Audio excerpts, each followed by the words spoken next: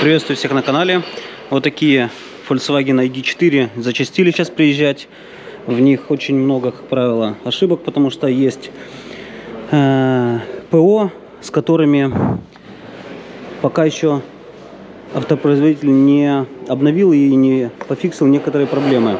И вот частая проблема — это у нас ID4 Cross Pro. И на них частая проблема, когда тухнут мониторы, и вот так вот они не включаются. И это все связано с прошивками. И, возможно, в ближайшее время это все пофиксится.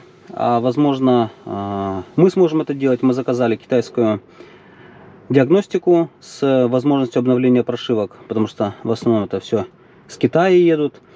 И будем пробовать их обновлять. В общем, есть один такой вариант, с помощью которого можно перезагрузить эти мониторы. Это удерживать эту кнопку выключения в течение 10 секунд.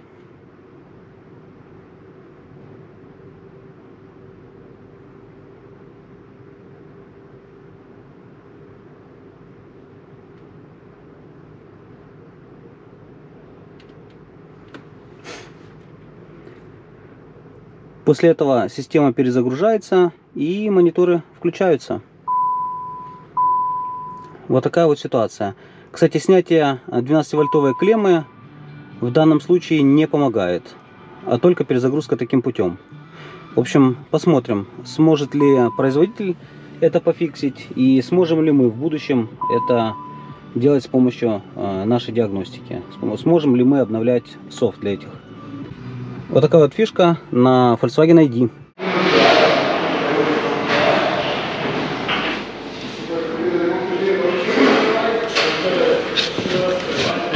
Кстати, ID4 запускается, как и Tesla, просто нажатием на кнопки тормоз. При том, что здесь есть кнопка включения зажигания Start Engine Stop. Но запускается она просто сев в автомобиль и нажав на педаль тормоза. И, кстати говоря, что еще очень интересно на ID4, это то, что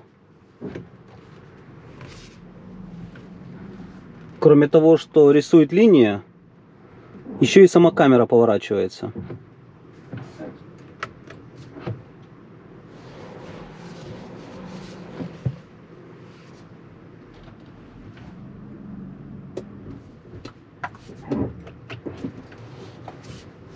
Увеличивает тем самым обзор слепых зон, для того, чтобы предугадать, что будет дальше, и не зацепить ничего другое.